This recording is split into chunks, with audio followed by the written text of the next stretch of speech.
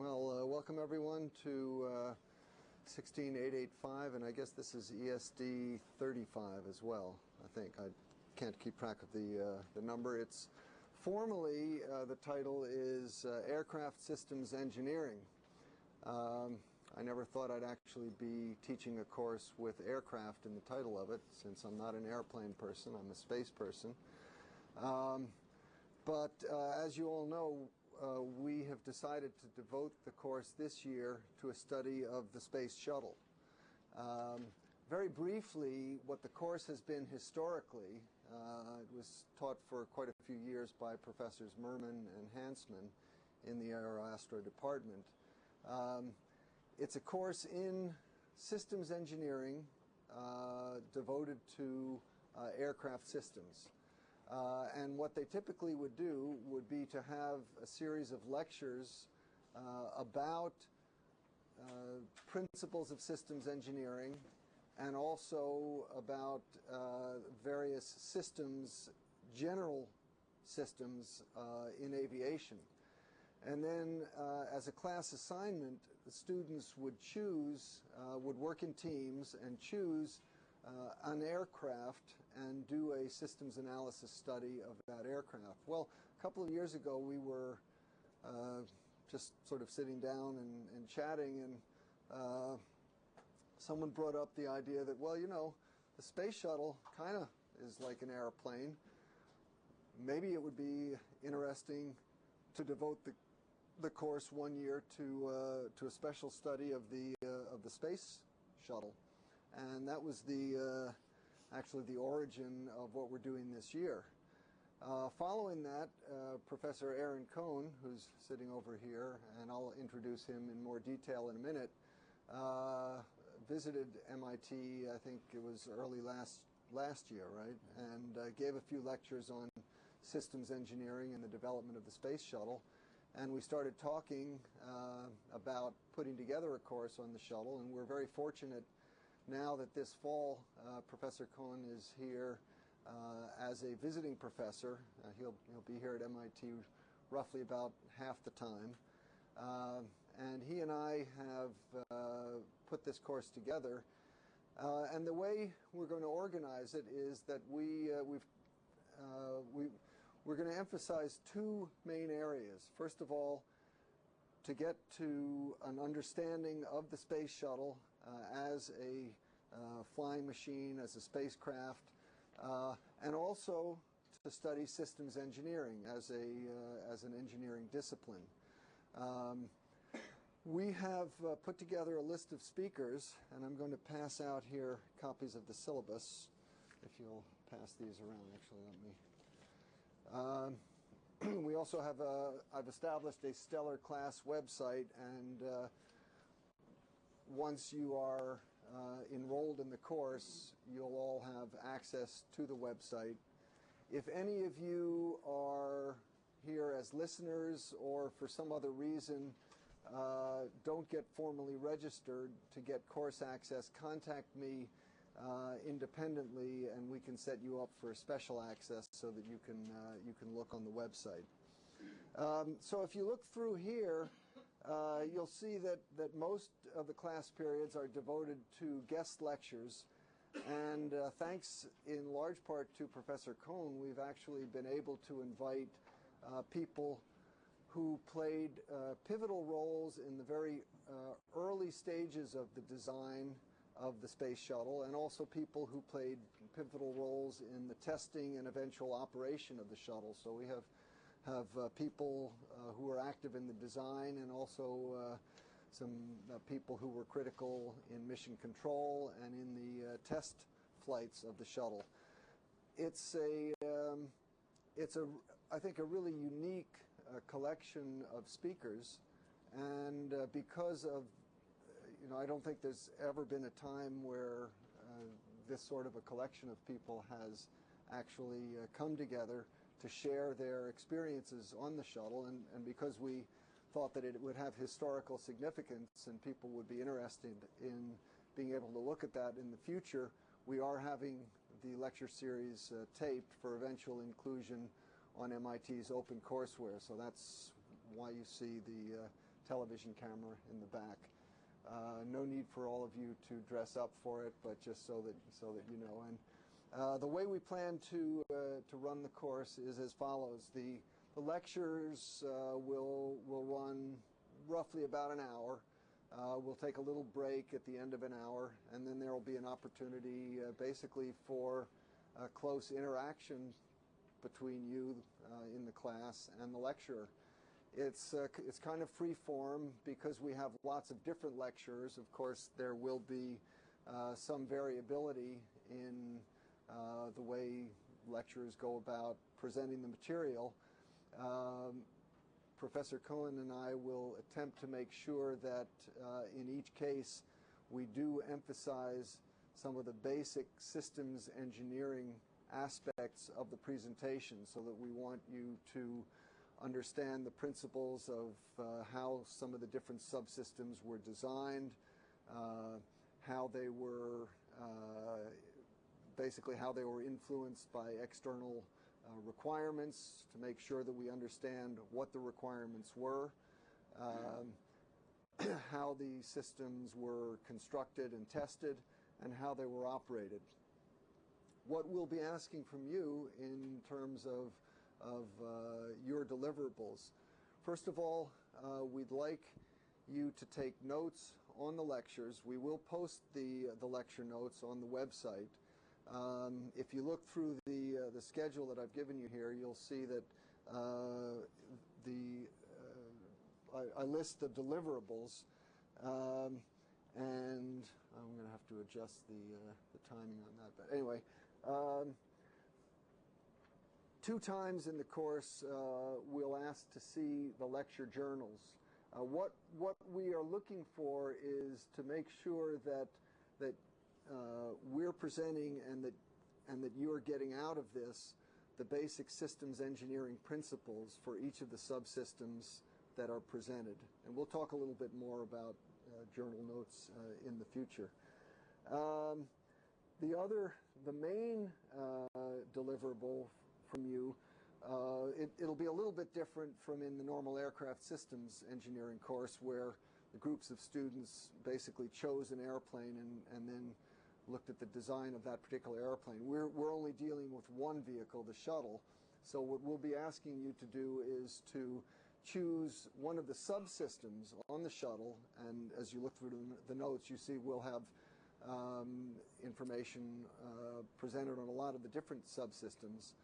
I have a lot of material available, and I'll go over that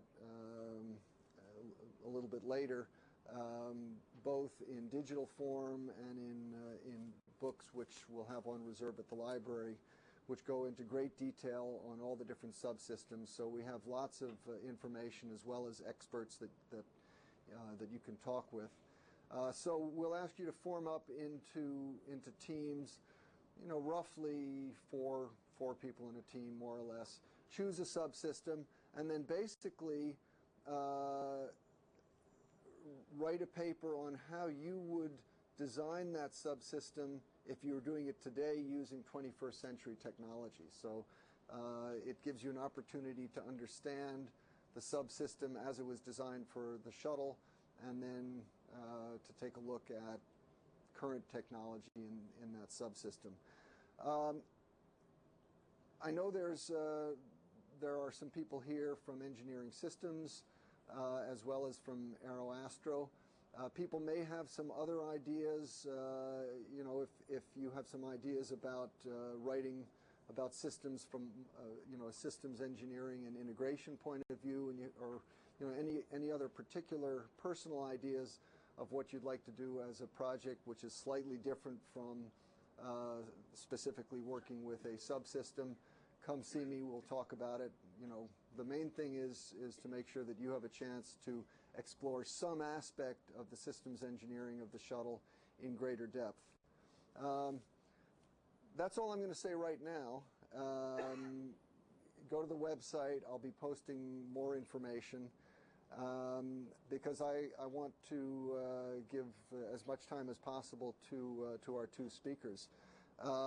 I, by the way, will be posting bios of all the speakers on the website, so you'll be able to look ahead of time and get an idea of who it is who will be speaking to us, and what their roles were in the development or testing or operation of the shuttle. So I'd like to present now Professor Aaron Cohen, who was born in Texas and has had a very distinguished career at NASA. Just very briefly, he was the project manager, I guess first in Apollo. What was your actual the command and service module project manager, and then was the project manager for the space shuttle, and eventually became the center director of the Johnson Space Center in Houston. When he retired in the early 90s, he took a teaching position at Texas A&M in the mechanical engineering department, where he is now Professor Emeritus, and we are extremely fortunate to have him here co-teaching the course with me. So Aaron, I'll turn it over. Now, did you want to use... No, I'm not going to use You're just going to talk. No, I'm just going to talk today. Thank you very much, and it's a pleasure to be here with you. I have a few things I'd like to talk to you about very briefly, then I'll turn over to our guest speaker today. I would like to let you know what you can expect for the next several lectures. Excuse me.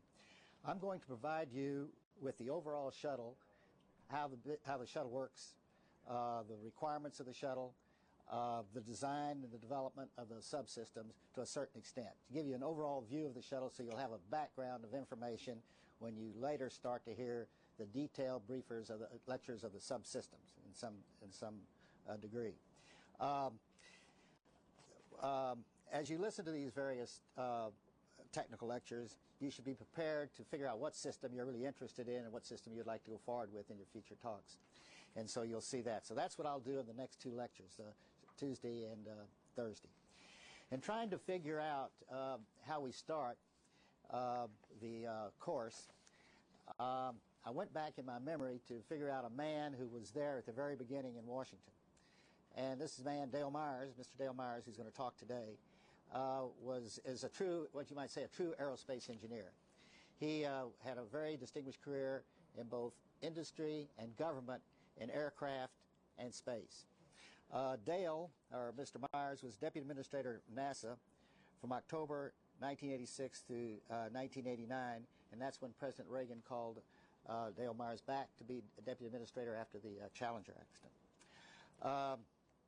Mr. Myers was Corporate Vice President of Rockwell International, President of the North American Aircraft Group, where he was responsible for the B-1, on various military and commercial aircraft. In 1970, he had been associate with Rockwell International and Vice President and manager for the Apollo Command and Service Module. So he was Apollo and Shuttle. The key thing that Mr. Myers is going to talk to you about today, he was the NASA Associate Administrator for Manned Spaceflight in 1970 when the Space Shuttle began.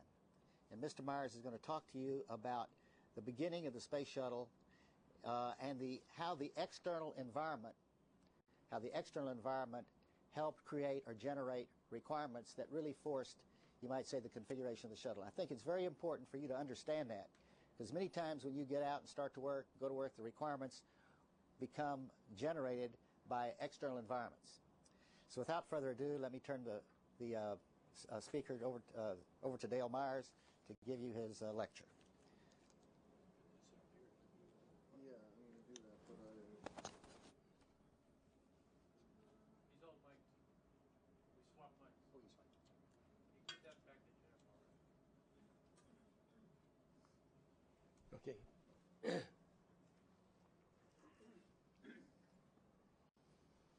Well, thanks for the opportunity to talk to you guys about a very interesting historical element. I was asked to talk about the origin of the shuttle, and I was there in 1970, and I think once we get this thing working where I can run the slides.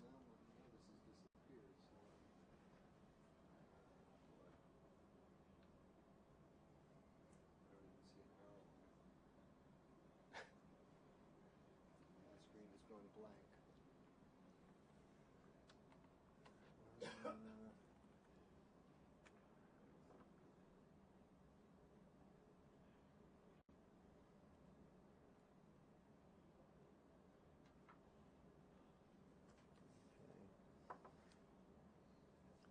The joy of electronics. When I first went to work for North American Aviation, we used Marchant calculators, where you'd put in your numbers and pull a lever, actually move it to the next position. And we did a lot of dynamic analysis, and it took weeks to do a total dynamic flight analysis of an aircraft with a Marchant calculator. Now we have the wonders of a computer.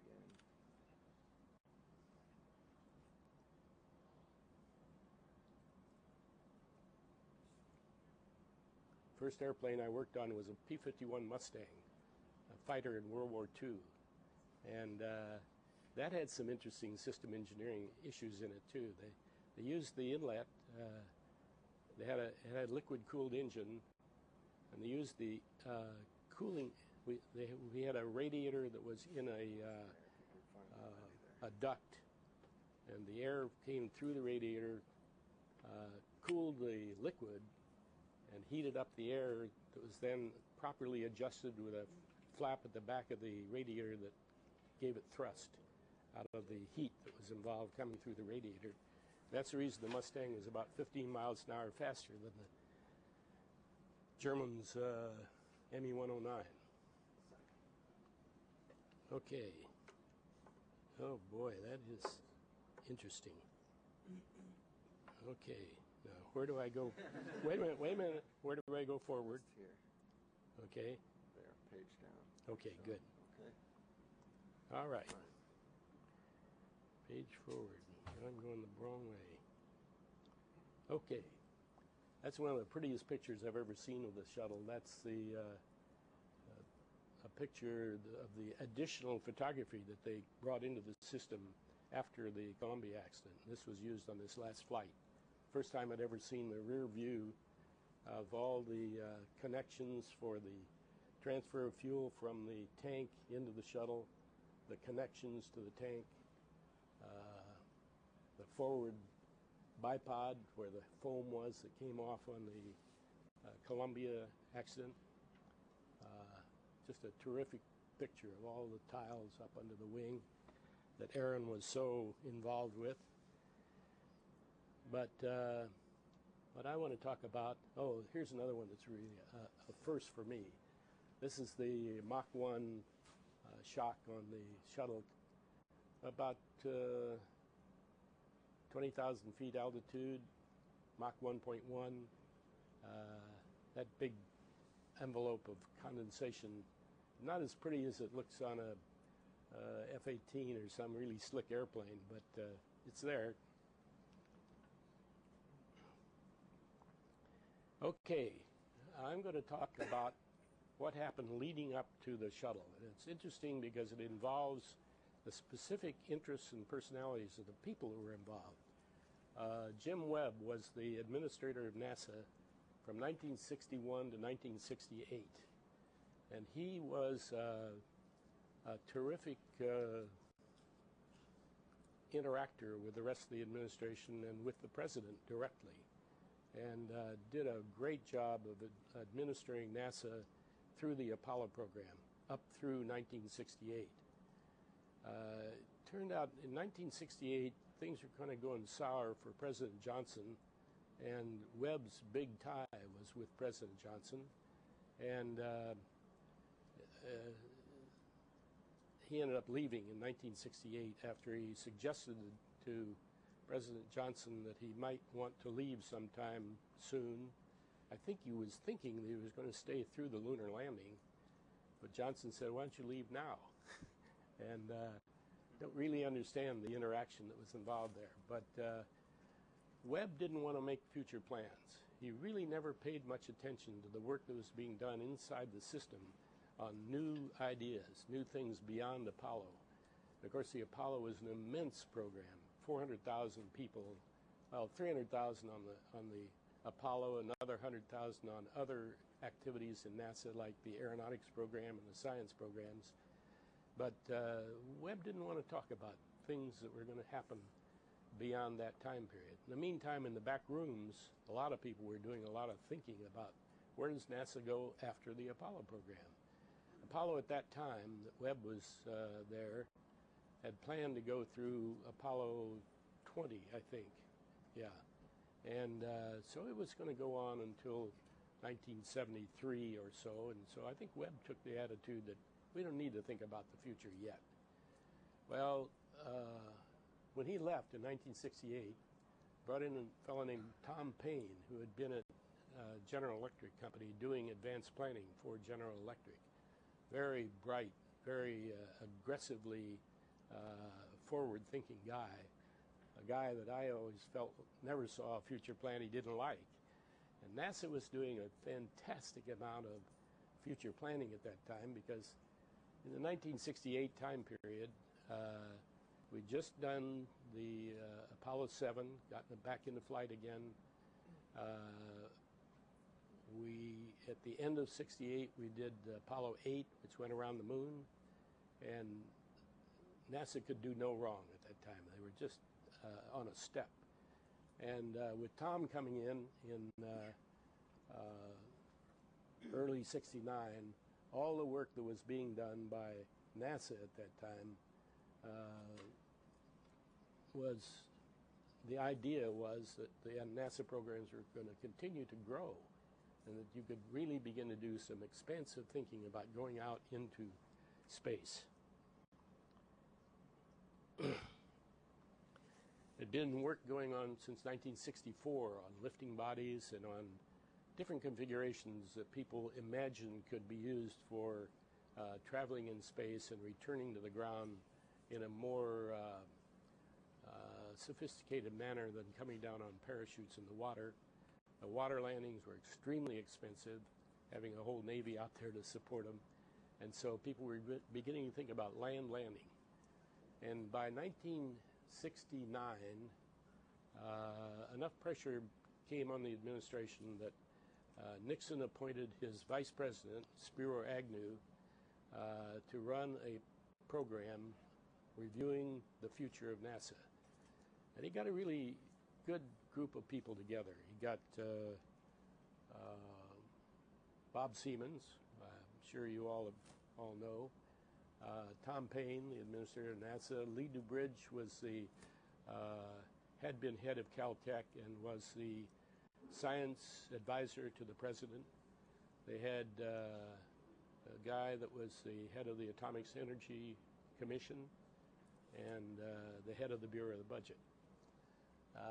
They did about a 6-month study supported by NASA. And NASA's dreams were that there should be a space transportation system that would include the moon and finally Mars. And it started with a 30-foot diameter, 12-man space station, 2 of them in Earth orbit, possibly reaching 100 people in Earth orbit. Another space station the same size around the moon with 12 men. A lunar base, a nuclear stage to transfer data, resources from Earth orbit space stations to the lunar orbit space station. A 2-stage fully recoverable shuttle with 100 to 150 flights a year because of this massive program that was being developed. A Skylab with 5 visits by the command module. This, by the way, was the second Skylab. Skylab was in our program, and a second Skylab was under construction at that time in this time period. And of course, to do all this, we would continue the Saturn 1B and the Saturn V production. Those are the big rockets that were involved in the Apollo program. And space tug to go to higher than low Earth orbit, to geosynchronous, and as I mentioned, the nuclear stage, and the Mars program in 1983. That was all presented to this group, and they ended up setting up 3 different programs. One was this massive all-inclusive program. The second one was a program where the space shuttle would be built, and the plans to go to Mars. Now that wasn't, I never found the report, so I don't know exactly how they described that, but to go to Mars, the NASA program said you had to have a space station to first develop medical information about man's long duration in space. In other words, how long a guy could last in space to go out to Mars. And it became a fuel transfer operation where low Earth orbit rendezvous and docking and transfer of fuel would be made for a device to go on to Mars. So that second case, the one of build the shuttle and go to Mars, was the one that Agnew and Payne recommended. Payne, in his mind, said there's got to be a space station with that. And so he left in place the studies that NASA had out with industry on building a space station. And NASA then started a program on a fully recoverable 2-stage shuttle. Been a lot of studies of how to do that, and we're going to get into some of the kind of system dynamics that were involved in that program as we go along here. Meanwhile, the budget crashed. NASA had a budget of about $6 billion in 1968, and by 1970 it was down to about $3.7 billion. Actually, at the same time, the manned spaceflight budget had gone from about $3 billion down to $1.7 billion. So it got hit even harder than the rest of NASA during this time period. And the reasons, well, we were in the middle of the Vietnam War. The budget deficit was going up dramatically. President Johnson has started the Great Society program for the poor in the country, and that was a big load on the budget. And Nixon just wasn't a big supporter of the space program, and so the budget was going down.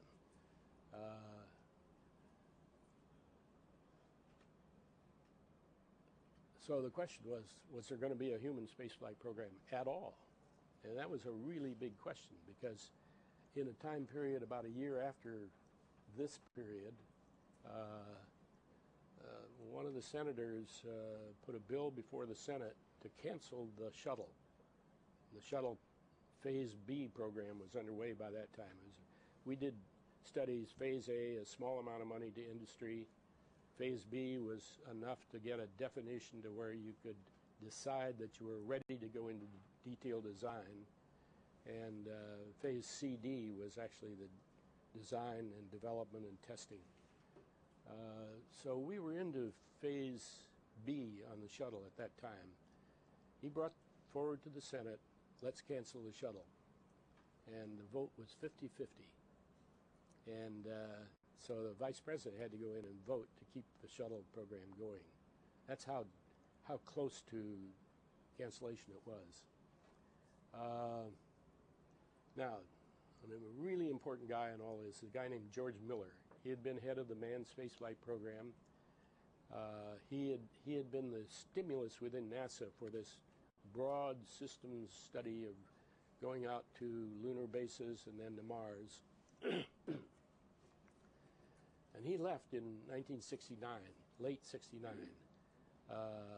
He had done his job. He got man to the moon and home safely.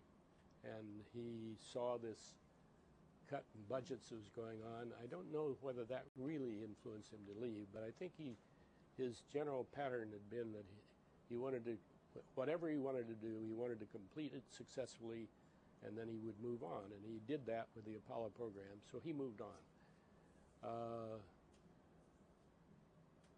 George was a guy that really supported this tremendous set of future dreams for NASA.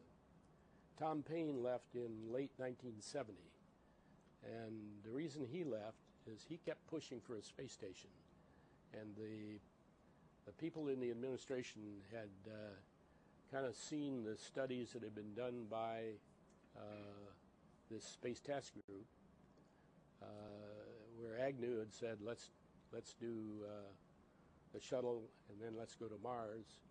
Payne, knowing in his view that you had to have a space station to be able to go to Mars, kept pushing the space station, the 12-man space station that would require a Saturn V for launch. So it was a big expense. And it was a program that really called for NASA's budget to go up instead of down. He accepted the idea that it had been pushed down to the $3.7 billion level, but he expected it to be $6 or $8 billion by 1974. And nobody in the administration was buying that. So he left in 1970, and I think he was sort of asked to leave. I don't know that for a fact, but all the evidence would seem to be that he wasn't really making it with the administration. And I think this, by the way, turns out to be kind of an important part here, because when Tom Payne left, there was kind of a bad taste in the administration about NASA being too aggressive in wanting more and more big programs. Payne left in 1970. George Low became the acting administrator, and he became a very important part of the shuttle system background.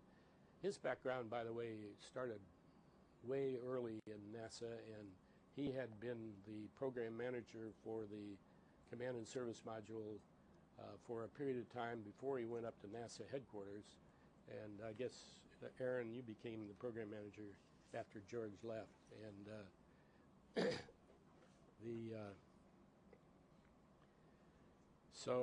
I came in January of 1970. I had been in charge of the Command and Service Module at Rockwell, and George Low asked me to come back. And I had worked so closely with George that I felt a kind of a commitment to help in that area. So I went back in 1970. Jim Fletcher came in April of 1971. And we saw where we stood as far as the budget is concerned. So in 1970, with this new cast of characters, we kind of accepted the idea that we were in trouble to the place where we could lose manned spaceflight completely, and that our real strategy had to be to get something that would be important to the future of NASA with respect to the programs.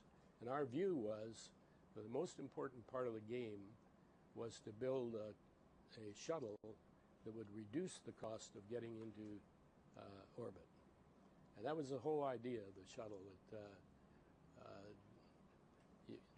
There was a general consensus that if you had a shuttle that would be recoverable and reusable, it would reduce the cost of the operations. As they used to say in those days, I think I have it on another chart, you wouldn't think of flying from San Diego to Boston on an airplane and then throwing away the airplane, which is, of course, what we were doing with the ballistic systems. And but we thought if we could get a low-cost transportation system to a low Earth orbit, the rest of the systems would then follow naturally. And but because of the budget picture and because of where we stood with the shuttle in Phase B, recognizing it was going to be an expensive program, things started to fall out of the program. We canceled the Apollo 18 and 19. I guess 20 had already been canceled. We canceled Saturn 1B and the Saturn V, which are our big heavy lift capabilities. Canceled the second Skylab that was already essentially complete. That's the one that's in the Smithsonian Museum in Washington. Canceled the Command and Service Modules. Canceled the 30-foot diameter space stations. And that was a big hit against the group, because we were in Phase B there getting ready to go into detailed design on a 30-foot diameter space station. We didn't start the space tug. We didn't start the nuclear stage. We canceled the Mars program. No, excuse me. We deferred the Mars program. Industry went down from 400,000 people working for NASA, all the NASA programs, down to about 140, 150. I've seen numbers lower than that. Now, concept for the shuttle. Reusability equals low cost. That was fundamental. Everybody believed that. We had studies done by all sorts of outside groups, IDA, the Aerospace Corporation, and others that did studies that essentially agreed with us that there'd be a terrific reduction in the cost of getting stuff into orbit if we would build a recoverable vehicle. Now, it was clear that since the R&D, RDT&E costs are higher, that you need a whole bunch of flights. In other words, if you had a few flights, the extra R&D on the shuttle wouldn't pay off because you could build cheap ballistic launch vehicles that would pay off before the shuttle would. So you need a lot of flights for a recoverable vehicle to be economical. The lower the R&D, the less flights needed to be better than the ballistic launch vehicles.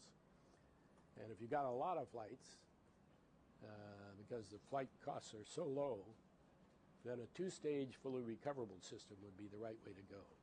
Okay? That was our concepts of what we were dealing with in the shuttle. There have been a lot of technology.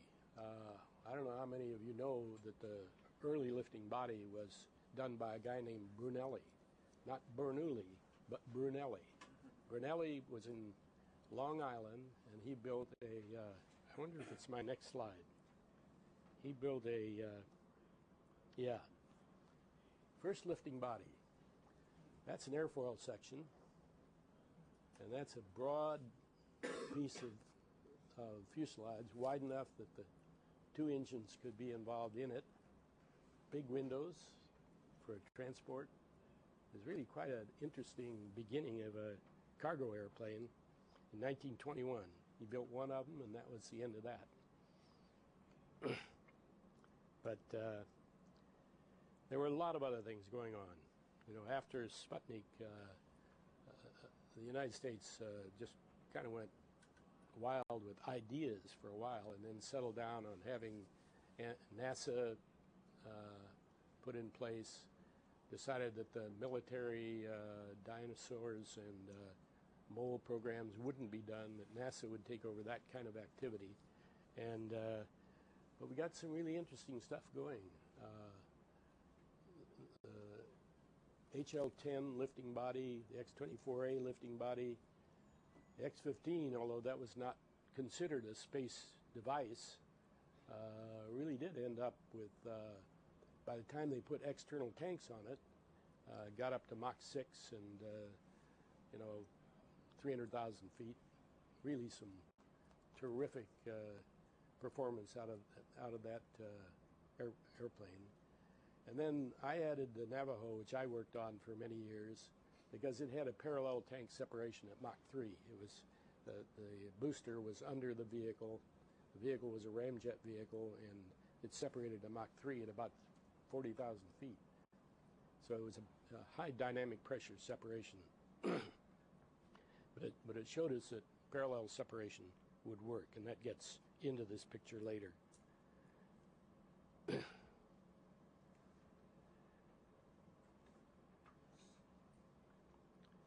So next step was in that 69 to 71 time period, there's a guy named Max Faget who was a really important,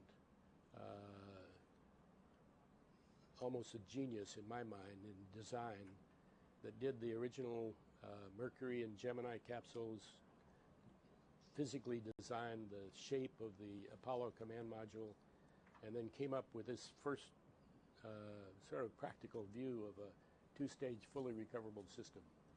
It had straight wings, like an X-15. In fact, if you looked at the plan form, it looked quite a lot like an X-15. And but it had two of them. It had pilots in each of the two stages, and had internal fuel. It had metal shingles what I used to call unobtainium, but it was like molybdenum and Rene 41 and some really interesting materials which were really difficult to handle, stress corrosion problems, all kinds of things that were tough to handle. And that's why I talked about unobtainium or some ablative. And Max expected to have to use ablative on the leading edge of the wings. And it had varying payloads. The highest one I saw in any of the history was 20,000 pounds, but 14,000, 20,000, that kind of thing. A payload bay of about 12 by 40 and 400 miles max cross range. This gets important in requirements. And at that time, because we were going to have all these space stations and go to the moon and all this sort of stuff, we were going to have 100 to 150 flights a year. And that gets, if you have a lot of flights, it overcomes the base cost of the RDT&E. And he was getting down into the $5 million a flight in his estimates.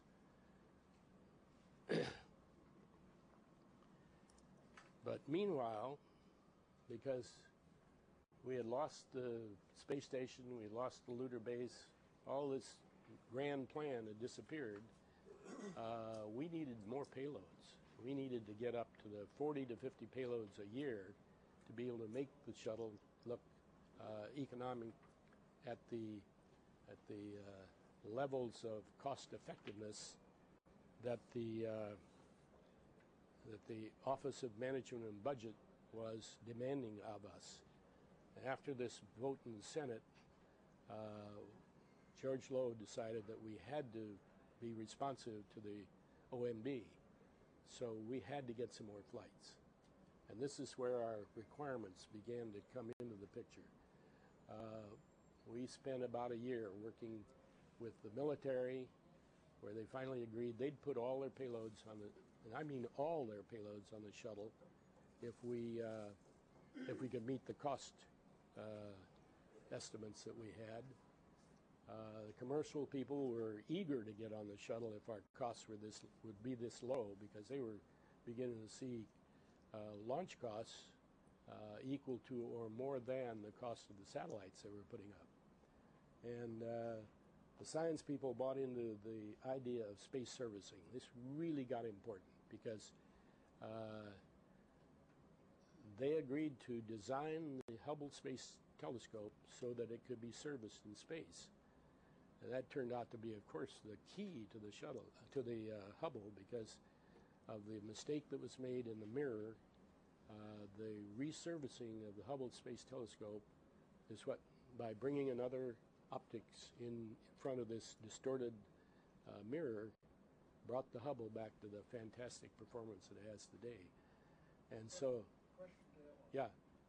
On that. In your opinion, was the science community really anxious to have the servicing, or was it something that was really forced upon them to increase the constituency? I think originally they thought they were being forced, but as they thought it through, they could see that they could later change sensors and add additional stuff. And at least I know that the head of the science group, wow, I can't think of his name now, enthusiastically supported it and got the system out there to support that idea. And they worked very closely with us on how to design it so that you could get access to the thing in space. You know, with all the difficulty we have with gloves and so on, they worked to help us understand how to remove and replace systems, and so they did get. Was there at that time, if you recall, opposition from the space science community to the amount of the size of the NASA budget that was being spent on the shuttle and the manned program? Oh, absolutely. Yeah, there was. Yeah, and.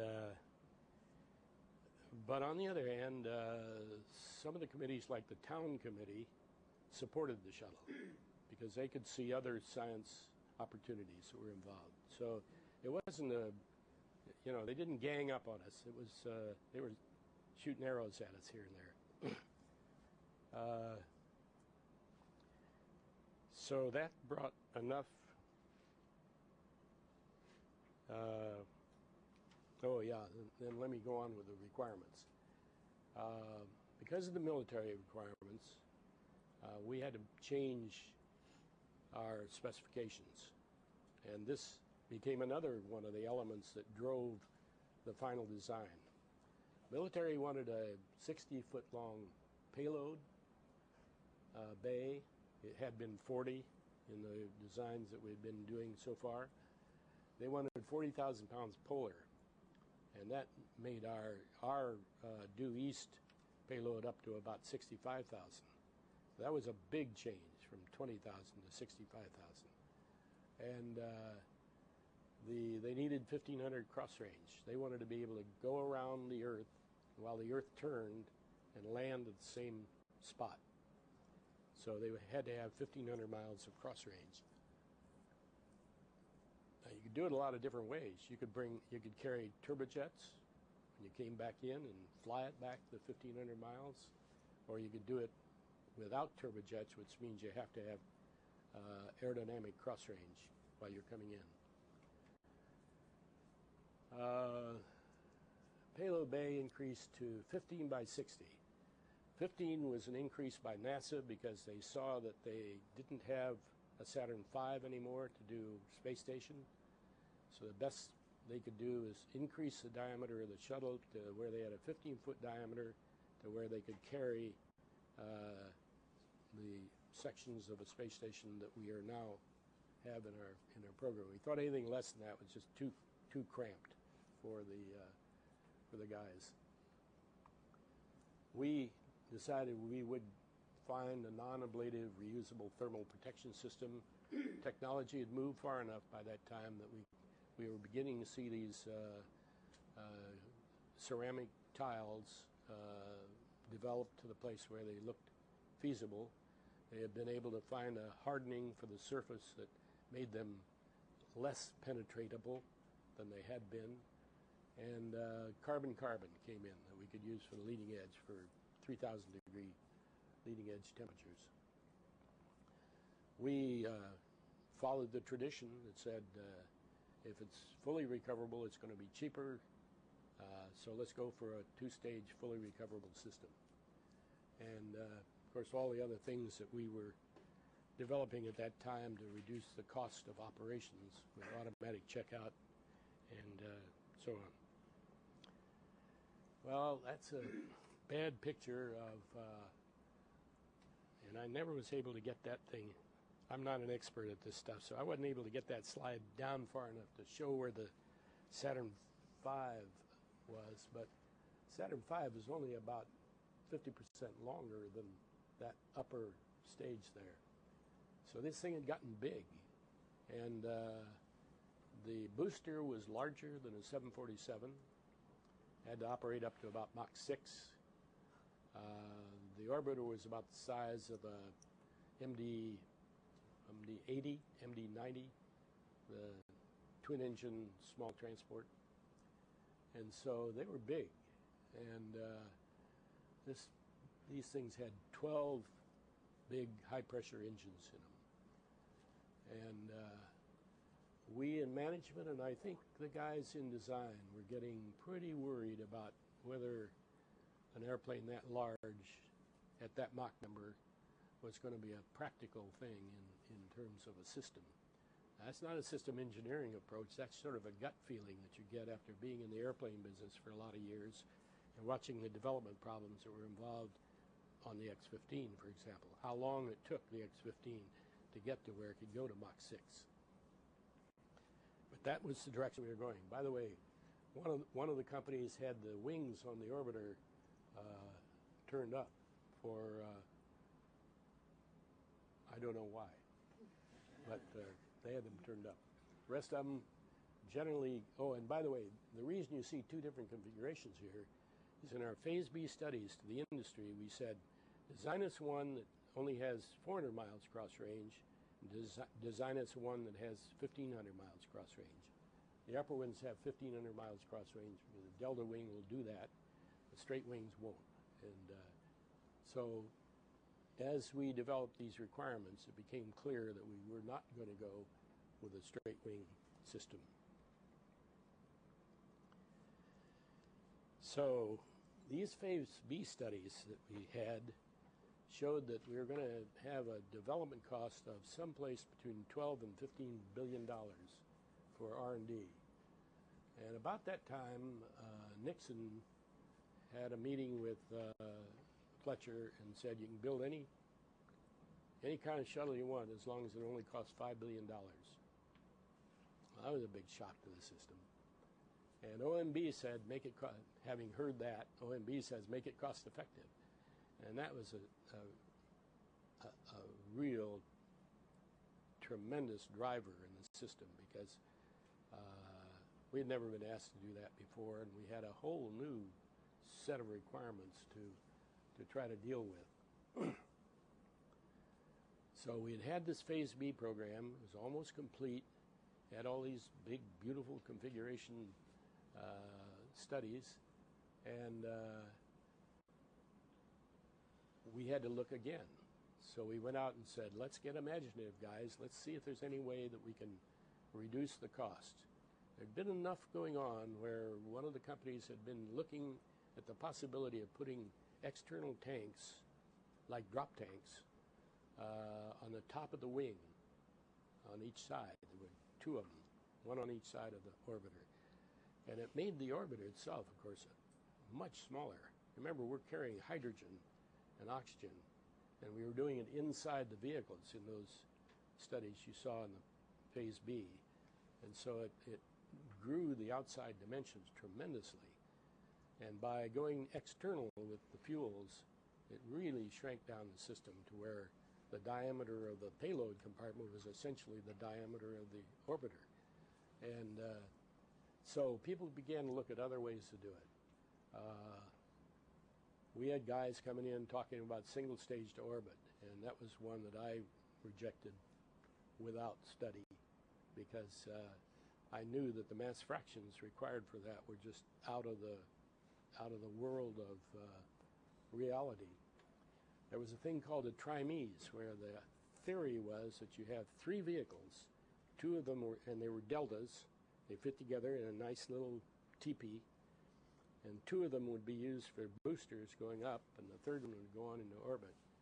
And that was kind of a dumb idea, because it turns out boosters and orbiters have entirely different requirements, and so they might look the same on paper, but they would not be the same when you build them. Lockheed came in with an X-24B, which had tanks mounted up forward of the delta wing. And the idea would be that they would peel off after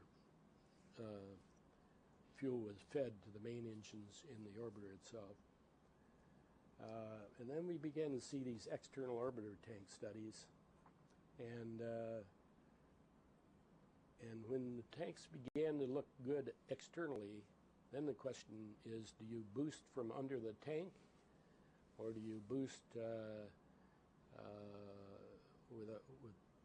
with two boosters parallel to the tank itself? When the tanks went external, it finally ended up obvious that you'd want one tank instead of two. So the one tank went underneath the orbiter. Then the question is, do you boost through the tank, or do you boost in parallel to the tank with two attached boosters? And oops, I did that wrong. So we had all these different studies, and what was happening in the administration was they were kind of locked up with reducing manned spaceflight budget down to like $1.5 to $1.7 billion, and we needed to do this cost effectiveness study for OMB. We hired an outfit called Mathematica, which had a senior, well-known economist named Morgenstern and a bright young guy named Klaus Heiss, who did a study for us on the cost effectiveness of the shuttle. And to make a very long story short, the results were that the present configuration that we have for the shuttle today is the one that looked the best. present configuration being an orbiter with a tank under it with the hydrogen and oxygen in that tank, fed separately into the orbiter and to the main engines, which were so expensive that we wanted to recover them, and boosters being solid rockets attached to the tank so that the total vehicle was a little shorter. Important point. At that time, the solids were recoverable. Their wall thickness was enough that you could use the solid rockets, drop them off by parachute into the ocean, pick them up, bring them back, clean them out, and use them again. And that was going to be a cost saving in the program. And by doing all this, we had liftoff thrust augmentation of the engines in the orbiter. These engines, by the way, were 12,000 pounds per square inch internal pressure engines, staged combustion, the most advanced technology you could imagine. And they were started a year before the shuttle was started to give them more time to develop. They almost became the long pole in the tent. But I think maybe when it finally boiled down, the thermal protection was the longest pole. He was down there trying to fix them. I think he was almost down there gluing them on. But down at the Cape, when we were getting ready to launch, we were still having trouble getting a thermal protection system working right. Well, the result of all this, and there's a lot of other things that happened at the time. In 1971, I don't remember when, the supersonic transport was canceled.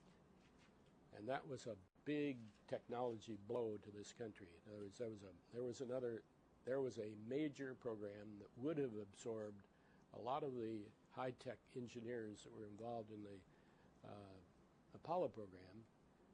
And I think some of the administration thought the supersonic transport's a better place to have our technology capability than would be a shuttle. But the supersonic transport was canceled by Boeing, and I think that probably helped the atmosphere that was involved. But the other thing that happened is the Congress and the administration finally got the idea that we really weren't going to build a space station immediately, that we were just interested in getting the shuttle started. And so we didn't have this massive budget increase that Tom Paine kept wanting. And Fletcher kept working on trying to get budgets spread so that it wouldn't be a major peak in budgets close in. And he did that by starting the main engine early, starting the tanks late, starting the solids late, and putting the obvious emphasis on the orbiter itself. So that spread the budget out and helped a lot in giving the administration the feeling that we weren't going to kill them with budget requirements. So Nixon started the program in January of 1972. George Low and Jim Fletcher went over and had about a 40-minute talk with the president, Nixon, and he announced the same day that we were going to start building the shuttle. It was going to be a reusable orbit with the engines in the orbiter, reusable solid cases, an expendable fuel tank, 40 to 50 flights a year, $10 to $15 million a flight. Our internal calculations were more like 10 million, but we wanted to have some pad in it. And $5.2 billion plus a 20% reserve for the administrator for what we call unkunks, unknown unknowns, things you get into trouble during a development program where you need some more money to do some more testing. And Nixon agreed to that. The Bureau of the Budget was in the meeting with him. And as soon as Nixon left office, Office of Management Budget forgot the 20%. So then it was now $5.2 billion in 1970 dollars. To make it worse, the NASA comptroller, pressed, I'm sure, by OMB, didn't agree that we would use 1970 as the base. He took the $5.2 billion in 1972. We lost 2 years of inflation. Well, it may not sound like a lot to you, but boy, it sounded a lot a lot to the guys working on the program because it was clear that we were going to have a tough time meeting that budget. Here I am explaining to the press. I think that was about 2 days after Nixon's announcement. Here's a case. One of the studies was to use the first stage of the Saturn V, the S1C. This one apparently, yeah, I think this is the winged version, because all the engines are at their back, center gravity all the way back here someplace, and we were using in this design, using the first stage of Saturn V, boosting directly into the tank, which was attached to the orbiter. This one was parallel. I guess that was liquids. They look like they're bigger diameter than the. And see, I didn't talk about that, but a lot of people were pushing a pressure-fed liquid engine, so that you'd be sure you had the capability to cut them off. And the idea was that because they were pressure-fed, the thickness of the walls was enough that they too could be recovered in the ocean and brought back. And final decision by the people that were in the propulsion business in NASA was that the technology looked tough. It was new. We didn't have a background of pressure-fed boosters, and the solids, as we'll get to later, looked like they were a better deal. So the design issues, as I saw them as the head of manned spaceflight, were that the delta wing was required for cross range. External tanks were much lighter. The system got to about half the weight because of all the reduction in external configuration when you took all the fuel out and put it separately in a tank. And thermal insulation, we bought off on the ceramic tiles, carbon, and fiber blankets, same as we have today.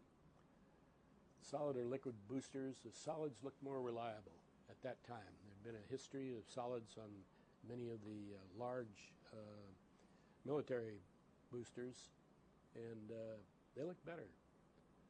And at that time, I thought that we were going to have a way to terminate the thrust of the solids.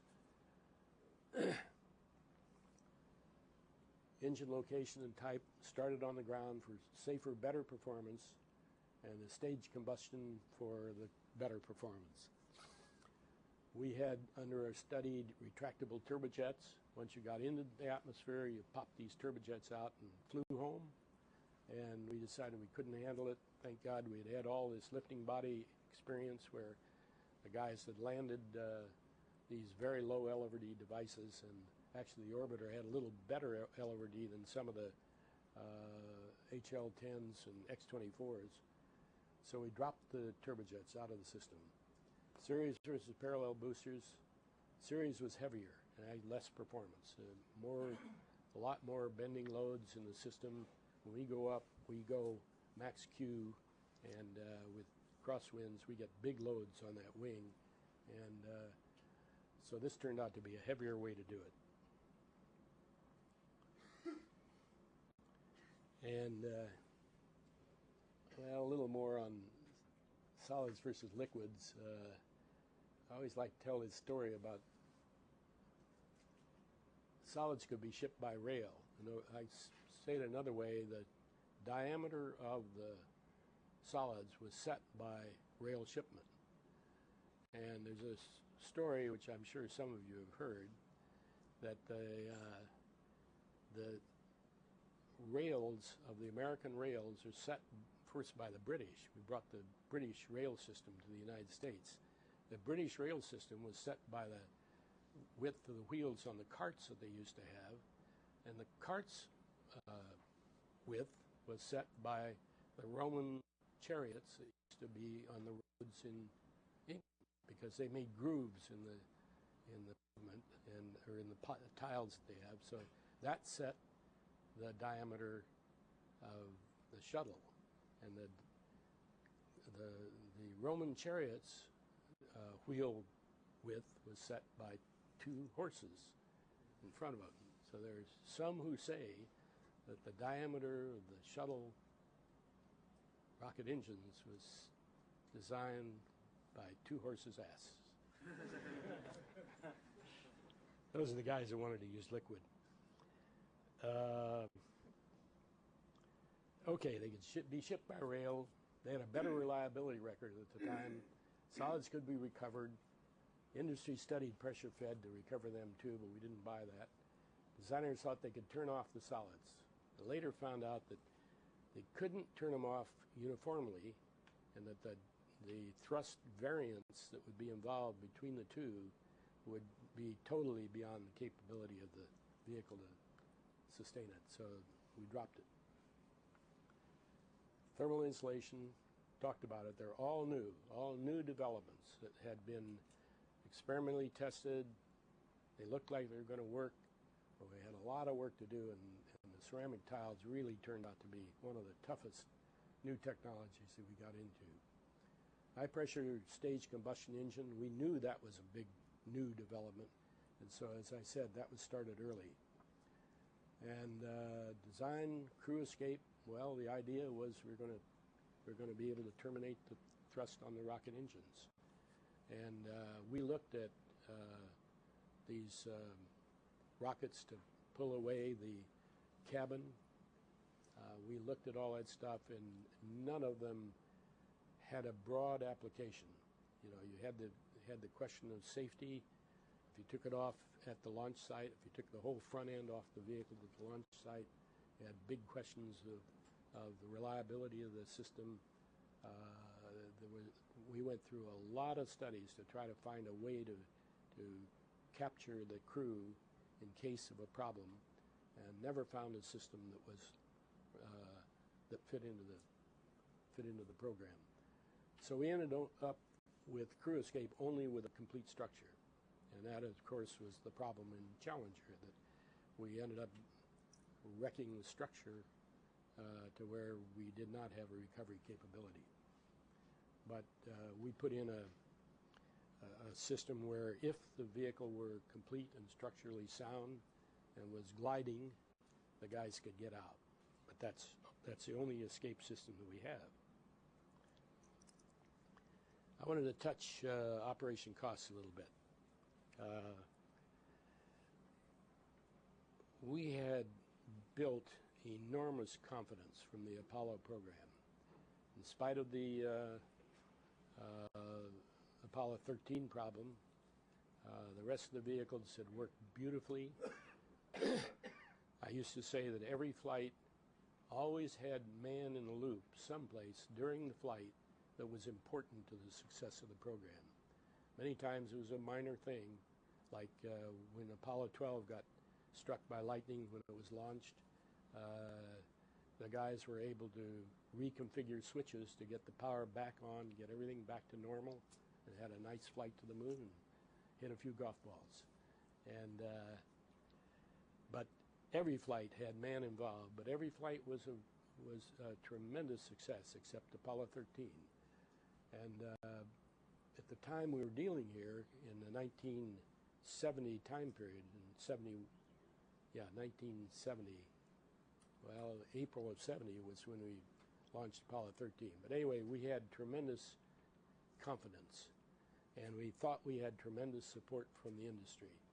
And we thought we had tremendous support from the public. But we still were concerned about the operational costs, so we hired American Airlines, for one, to work with us on what the costs would be and how would you design the system to give you the least operational costs. The military, because they were committing to put their payloads on the shuttle, had studies done by the Aerospace Corporation about the operational costs. There was a study done by the IDA. What's IDA? IDA. Institute of Defense Analysis. All three of them agreed that we were going to have tremendous reductions in the cost of operations. They didn't quite come down to the same levels that NASA had estimated, but they were close. And it was kind of interesting that we all thought it could be done. We all thought there could be enormous reductions in the cost of operations with the shuttle.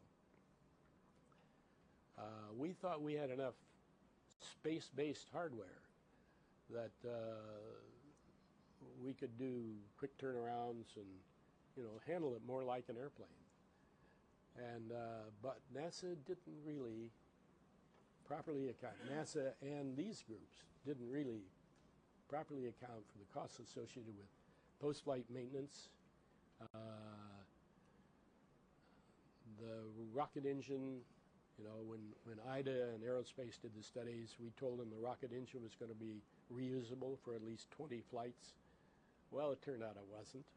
And it was such an enormous new development that in the early flights of the shuttle, it took a lot of time and a lot of effort to replace engines and refurbish engines.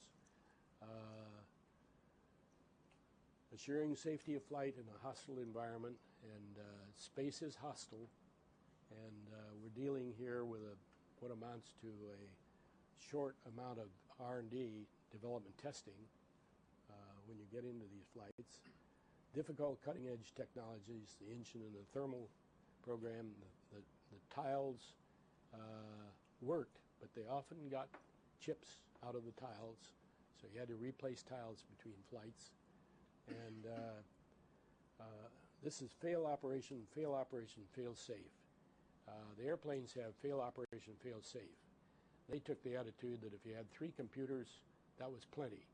And if one went bad during your checkout, you launched anyway.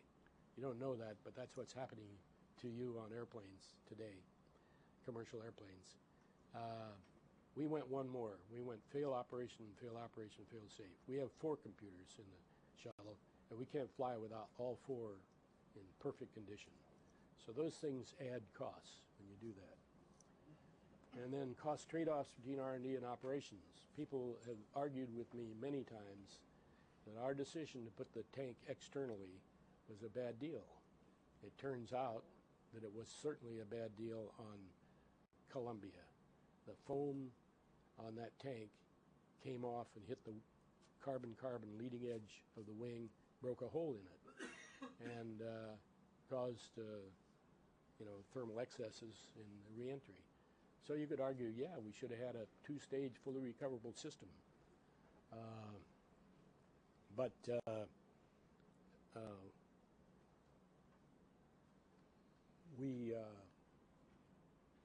those were the cost trade-offs that were involved in getting a system that would be accepted and bought off on by the administration. So I'm going to talk a little about operation costs. That's been the big miss that we made in this program. As I said, cost of operations never got down to what it should have been. Well, it never got down there for a couple of reasons. We never able to get up to a flight rate that would favor a reusable vehicle. I think we got up to 26 flights in 1 year, but most of them were down around the 8 or 10, and so we weren't up far enough to offset the cost of the research and development costs to get the operational costs down low. But I have an interesting little summary. It's not an exact thing at all, but it gives you a little feeling for what I have seen out of this program. In 1970, the $10 million flight price was based on the same accounting system that we used for the Apollo. Now, when you go down to the Cape Canaveral, we had a lot of other things going on besides Apollo, and so we had the common support activities like the medical department and the mail system and all this sort of stuff as a common separate account. And all the costs for the Apollo were those that we called hands-on, things associated with buying parts, bringing in spares, putting on spares, checking out the vehicle and launching it. So we had 2 different pieces of money involved in the Apollo program, and one of them never was charged to the Apollo program. So we used that same system. Seemed logical. We'd go ahead with the same accounting system for the shuttle as we did for the Apollo. But it turned out that these separate items were a pretty big chunk of money. And I've assumed that it was about $400 million a year.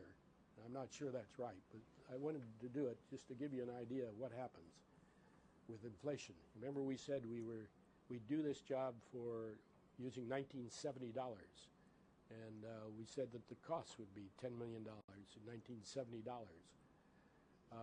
With $400 million of overhead and inflation according to the Consumer's Price Index, which I looked up on Google, by the way, they have a nice little calculator for inflation.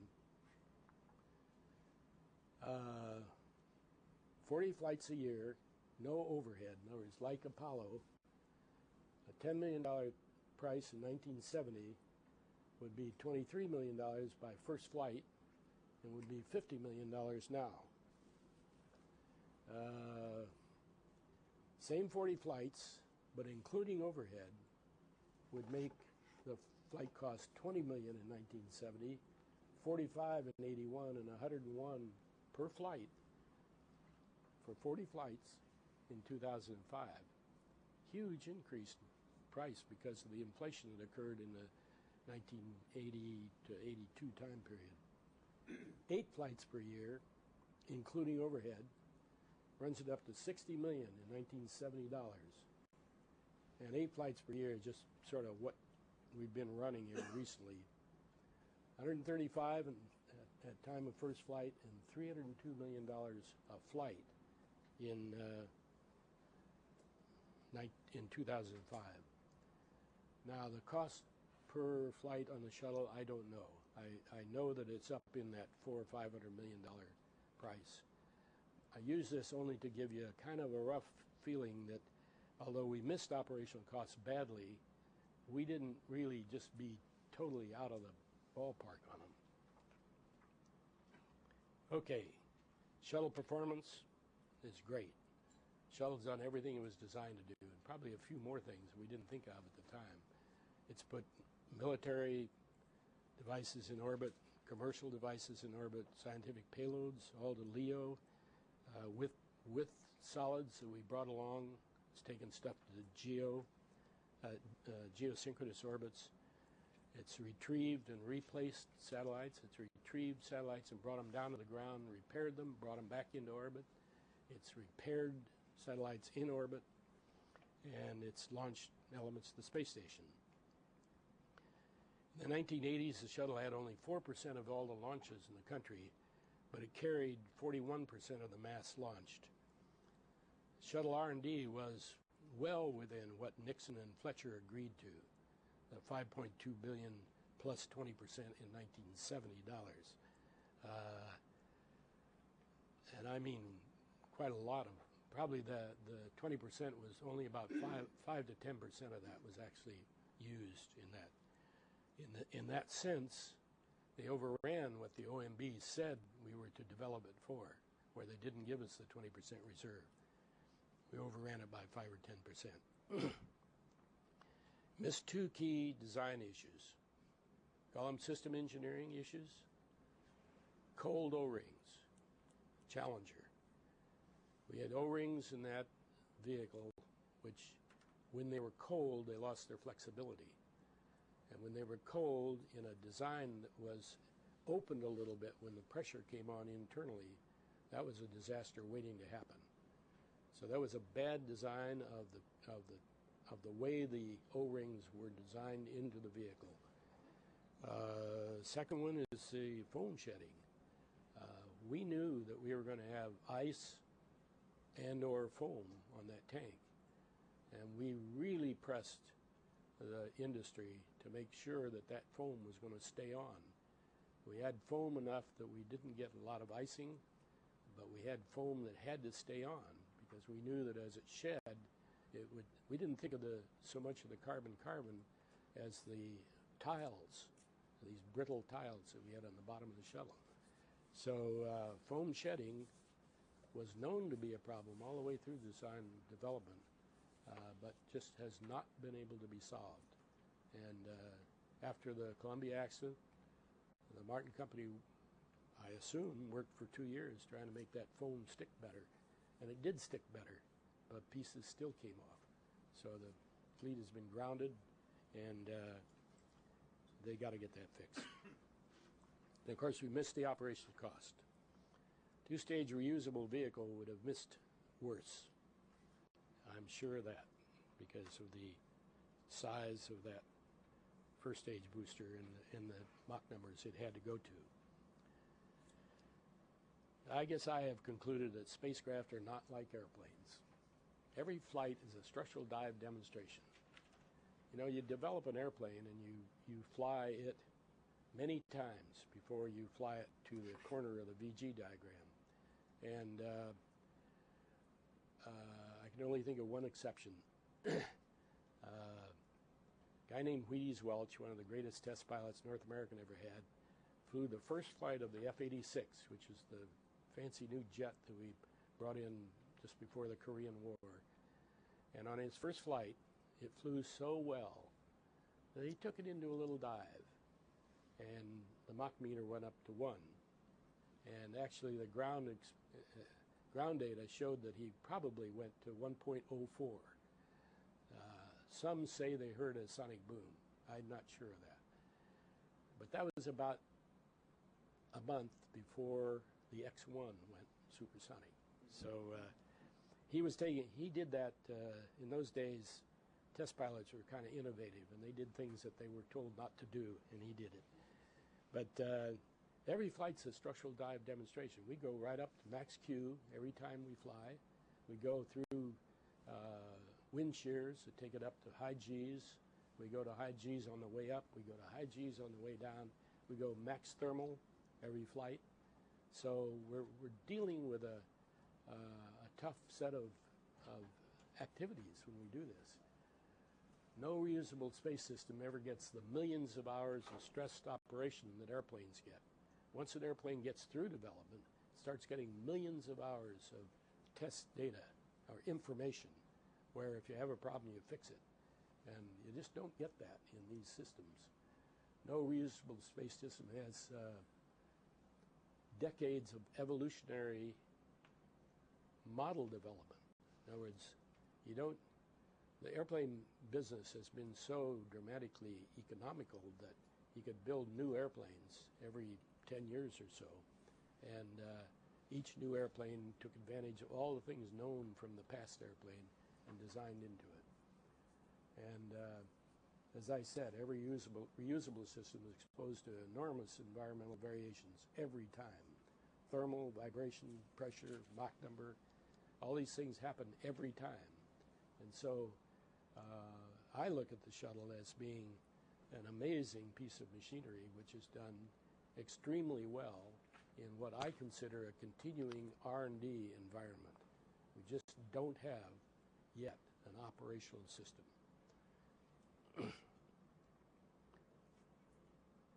So, my view of the next program, keep it simple.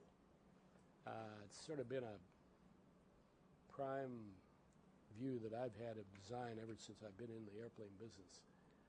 Don't stretch the technology. Use really good margins of safety, because we're dealing here with, as I said, maximum conditions on every flight. You better play it safe. Keep it small. Carry as few passengers as possible. Carry people or cargo, but not both. Keep the requirements to a minimum. Use as many past components and systems as have been proven to be reliable. Design for operations, very important. Design for operations. Easy access.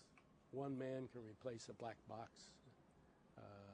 You don't have to run a big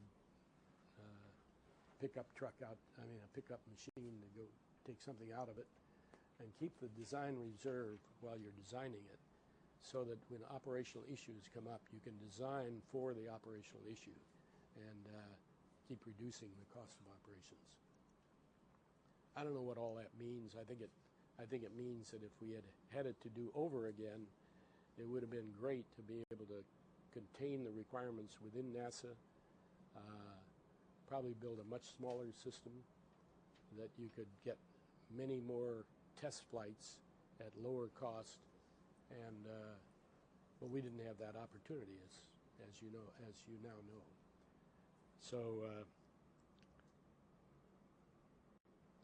we have the shuttle disappearing into the distance. Decision has been made that the shuttle will be phased out in 2010. And it's going to be a tough issue because now the shuttle is down in between flights because we lost foam on the last flight. They grounded the fleet so we can figure out what to do about that foam problem. And then the Hurricane Katrina knocked off the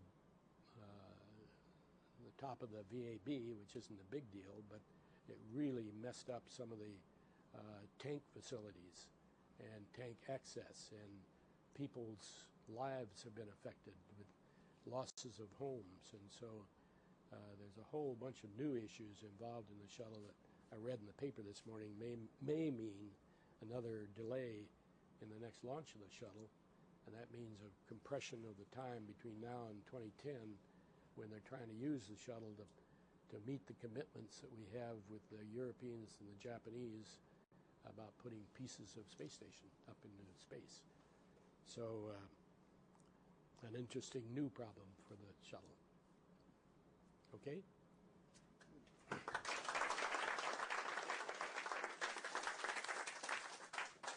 Let's take a 1-minute stretch break.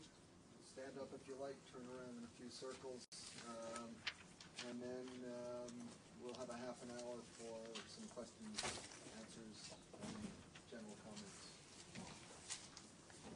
Okay.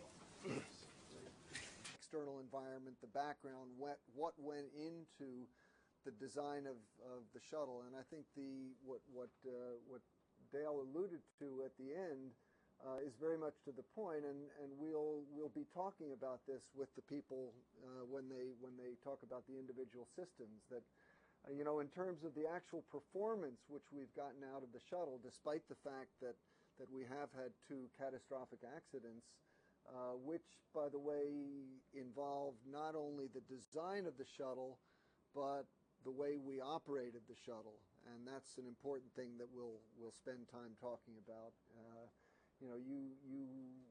Had we not made the decision to launch Challenger on that cold day, who knows what would have happened. And similarly, we accepted the fact that foam was continually falling off of the tank, even though that was incompatible with the design specifications on the thermal insulation for the shuttle. So we had basically 2 parts of the shuttle system, and we had design incompatibilities, but we chose to keep on flying.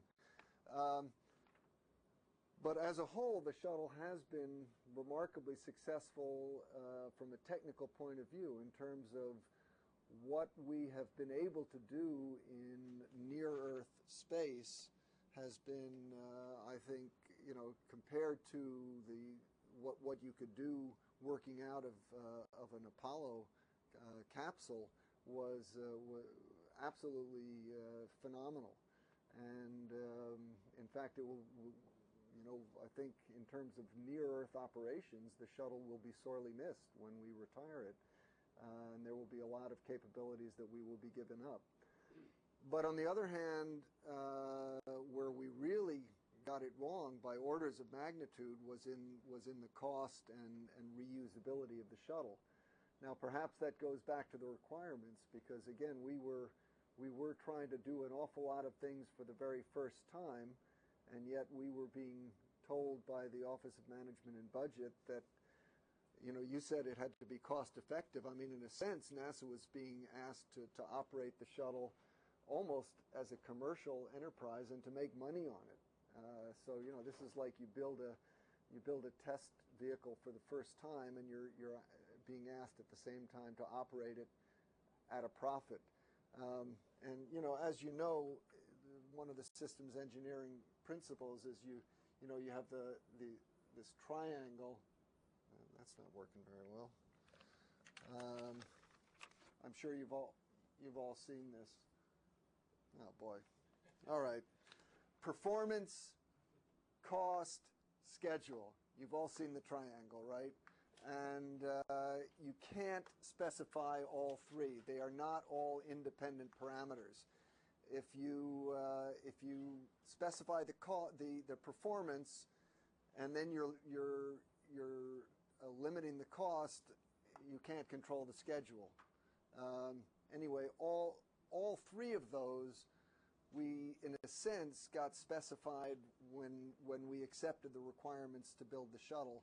And something has to give, and in the end, it was the schedule and the cost. And we'll have more to say about this in the next couple of lectures.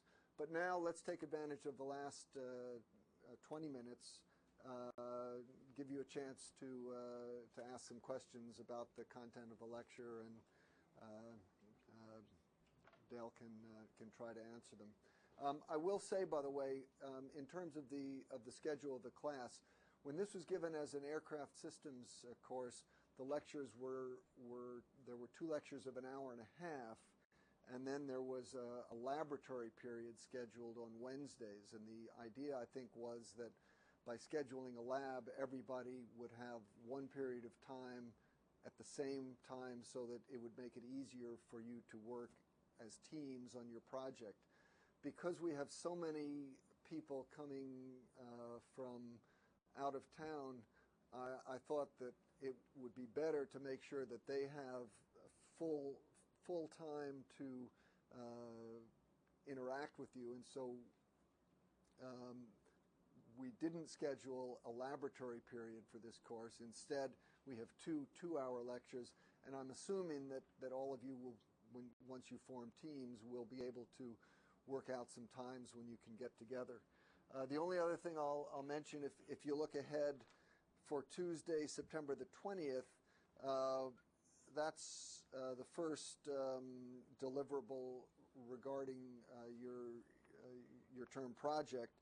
And all we want you to do there is just to think about what subsystem you might be interested in study, and write a little bit, a paragraph about what you think you might want to do with it.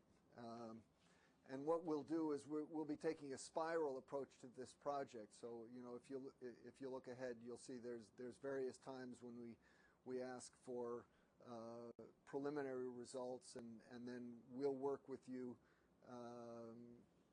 give you guidance in how to deepen that, so that then you can go back, and the next time you hand something in, it will be at a deeper level until the end when you're finished with the project.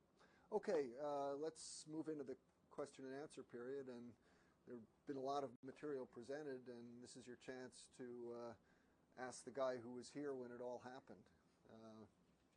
Go ahead. Dale, why don't you take center stage now? Thanks so much for coming. I was kind of intrigued by your talking about the different phases of development. You called it phase A, phase B, and then C and D was more. And I was kind of wondering, like, when in those phases you kind of developed the high-level requirements, when you developed kind of low-level requirements, how much industry was involved in different levels, you know, what percent was industry engineers, what percent was NASA engineers in those studies. I was just wondering if you could expand on that. Yeah, good question. The theory is that you do phase A as conceptual activity. And when you've gotten your requirements nailed down, you then do a phase B. And that's what we thought we had done. And I think it turned out that the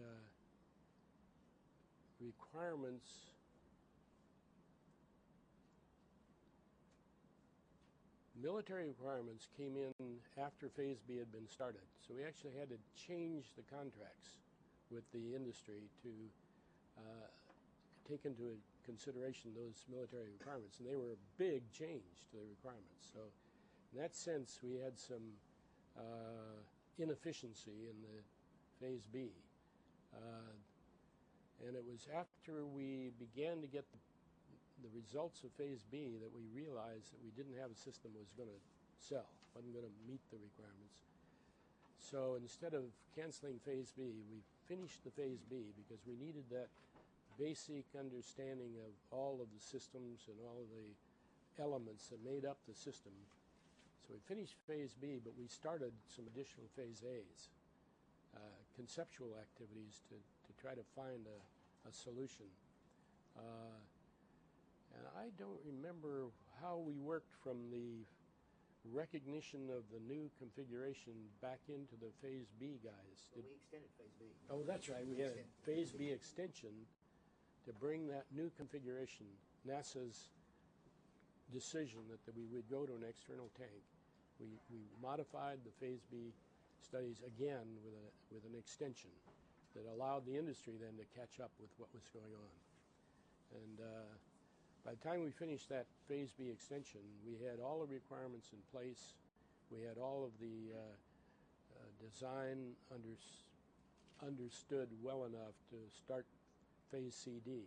I think it's pretty amazing that with a device that was going to do what we wanted to do with the shuttle, go into orbit and come back in and land, the configuration really stayed the same from that point on. It's just amazing that we did that well, I think, in definition, so that when we really started the C&D phase, which is the detailed design, things stayed in place. And that meant all the aerodynamic work that had been done, which is, by the way, the most aerodynamic work, most wind tunnel testing ever done on a new system, I think, logically, because we were working through the whole Mach number range. And all of the other elemental testing that had gone on all allowed us to keep the configuration identical from that point. Yeah. I know there's been a lot of talk that seems obvious now in hindsight that the capsule or the orbiter or what have you should be on the top of the launcher to clear it from orbital debris or debris from the fuel tank or what else. What I'm wondering is, at the time in the early stages, was there ever any talk about safety issues and putting the orbiter so low on the hull? Yeah. Yeah, there was. There was a lot of talk with Martin about foam shedding at that time. And during the initial decision process for putting it on the side, we had done studies of stacking it in series, and it was a weight problem. It was literally an issue of the structural weight of the orbiter mounted vertically because of the terrific loads that you get separately on that system, and so we recognized that the side-mounted tank was going to be a much more economical system, so we had to worry about ice and foam. And so we had a lot of discussions with Martin Company at that time. I think we did a lot of work down at Marshall, too. I'd like to, that's a very good question. In fact, I'll try to develop some of that thought process as we go along. The key point to make is the following, is that should we have challenged the requirements, making the orbiter so big, with the payload bay so big, it was very difficult to put that on top. If you made it smaller, you could. The real question, I think, and I was going to ask Dale this question, which is a follow-up to yours, should NASA, once OMB and the White House gave a cost constraint, and once we had the change in the Air Force requirements, should NASA had said, no, we don't want to do it? Mm-hmm. And that is a very fundamental issue in terms of understanding your requirements, because the requirements drove the 14-day turnaround time, the fact that you wanted large payloads, you wanted to get to the payloads, put the orbiter where it was. The fact that you needed a high-performance engine said that you had a lot of payload in orbit, said that you needed a liquid oxygen, liquid hydrogen engine to get the highest specific impulse of the engine at the highest performance. So all that added together, the thermal protection system was basically a glass house, which was incompatible with material coming off the tank. So there was some you might say, some incompatibilities in requirements, and the question is, should we have challenged those requirements more strongly? That's really the fundamental question. I don't think we should have, but let me ask Dale, because it would say what you would have done with the orbiter. I did. I challenged the requirements inside NASA. I never challenged it with the military, but I challenged it inside NASA with George Lowe and with Jim Pletcher.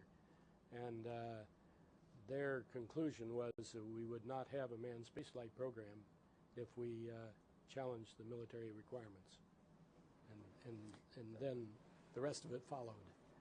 But your question is a very, very pertinent question. Sure is. It's a very key question in today's environment. Of course, you're infinitely smarter after it happens, but your point's very well taken. Yeah. Yes? Do we have better systems engineering tools now than we did in the 70s?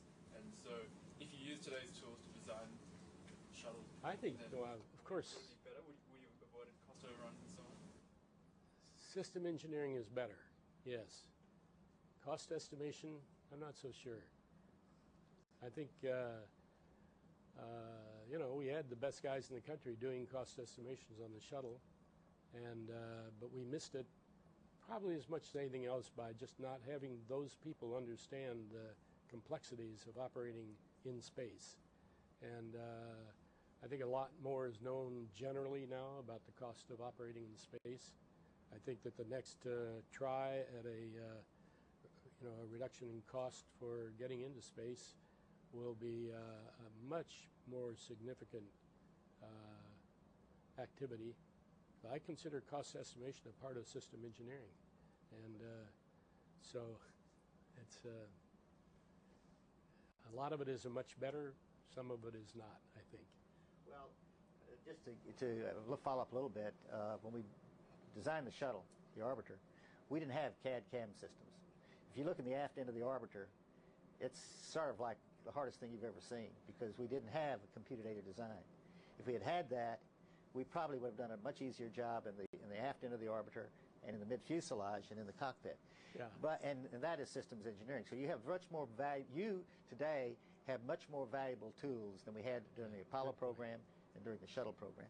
But there still is a lot of education you need in systems engineering, and I think Dr. Hoffman explained the famous three triangle: cost, schedule, and performance, and that is a continued work in systems engineering. And I always think of system engineering as the guys, the people who work across the system with everybody in a real communication system, and it's that kind of communication that does good system engineering. Tools or not. Okay? Anything else? Could you talk a little bit about the astronaut office and what they thought during these conversations? Were they in favor of the recoverable, fully piloted booster, and what were their input on the risk conversations? Yeah. They were aware of it. We kept in touch with the astronauts all the way through the development program, including the decisions not to have a launch abort system. And they all recognized there was risk in the program, no question about it. Aaron, you were there. What about it? Well, I think you said it right. I think that's right. They were involved. They were part of the design and development team and the requirements team, so they were very much in favor of it. Of course, the big issue, which we'll talk more about, is escape systems, and we'll go into that a little bit. Why don't we have an escape system? And I'm sure when Chris Kraft comes, you can ask him a lot of questions about that. I'm sure he'll have a lot to say about it, but a lot of us will talk about that. But I think the astronauts were very much in favor, were very much a part of the design, the development, the requirements in this phase of the program. So they were very much a part of it. They weren't too much in favor of an automatic landing system. I think that's right. That's right. That was my next question. Yeah. If I understand well your lecture, the main purpose of the space shuttle was at first to have a low-cost access to space in order to continue the space program which has been designed. When does it appear clearly that the space shuttle was not low-cost access to space? Was it already too late to change program or requirements? Yeah, I think the problem was that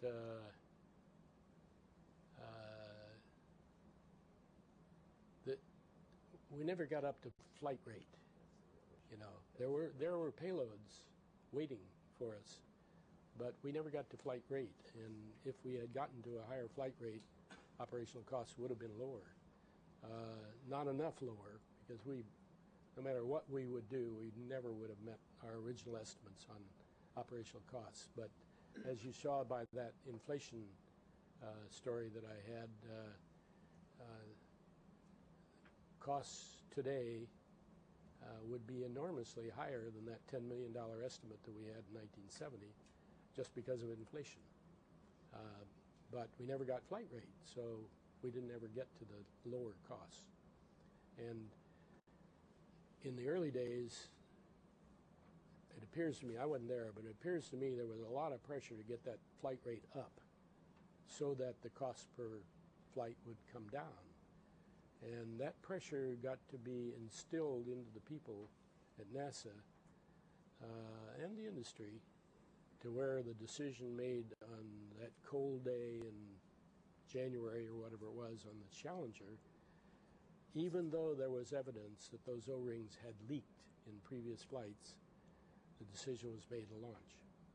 And that's a management policy issue associated with trying to reduce the cost of flight. And so that was a bad decision. Anything else? I'll say one other thing on cost per flight. You have to realize when you're dealing with a reusable system, it's hard to specify exactly what you even mean by the cost per flight. You can take the total amount of money you spend on the shuttle program every year and divide that by the number of flights. Right. Well, this year we only had one flight, which is a pretty high cost, and last year the cost was infinite. On the other hand, you can look at, what's the cost of flying 6 flights a year versus what's the cost of flying 7 flights a year, and that's what you would call in economics the incremental cost of a flight. Also, you have to realize that in the cost of the flight, there's an awful lot of things that are wrapped up, not just the cost of the shuttle itself, but all of the mission operations, the flight planning that has to be carried out. There was one flight, it was a Space Lab flight, I think back in the 80s, where they launched the Space Lab mission. It was supposed to be a 2-week mission, but they had a fuel cell problem, so they had to come back after 4 days. And in order to give the scientists the opportunity to get their flight data, they rescheduled the flight for a few months later. So they had the same crew, they had the same flight plan, so they didn't have all of the expenses, the paperwork expenses, the training, all of the replanning. The experiments were the same, so it was the least expensive flight that we possibly could have run. And at the time, the estimates were that actually cost NASA probably about $120 million. So, that was kind of the bare bones estimate of the incremental cost of a shuttle flight. And, then it can go from there all the way up to, billions of dollars if you just take one flight a year and like we had this year. So. Well, the other thought, too, I remember going up to see Dale Myers when he was Associate Administrator for Manned Spaceflight, and I was the Orbiter Project Manager. As he pointed out, we had 4 computers. The original thought is that if one computer went out on the ground, we would lift off with 3 computers. And that's what we talked about. But of course, that never happened. I mean, not only that, we have 5 computers now. So, we actually have a 5th computer, which is a backup computer. Things change, environments change, and we were going to do payloads, very routine payloads. We were going to take up, launch a payload, and come back down. Just very routine payloads. Almost every payload today is different, and it does take that large amount of infrastructure to get done. So one of the cost elements in our cost effectiveness study was a reduction in the cost of scientific payloads, because we were going to have a sort of a boilerplate bus, heavy, rugged bus that had power and communications, and the scientists would bring their experiments to this bus, put it on this standard vehicle, take it into orbit, launch it or keep it, depending on what the experiment was, and bring it back. And we were going to have this standard bus that was going to be one of the big improvements in cost of the science payloads. So we showed a reduction in the cost of scientific activity in our cost effectiveness studies. That never happened. Science guys never could accept the idea of an independent bus. We could go on talking for a long time, but it is the end of the class. Let's thank Dale Myers again. Thank you. Enjoyed it. Okay, so send me your bios, and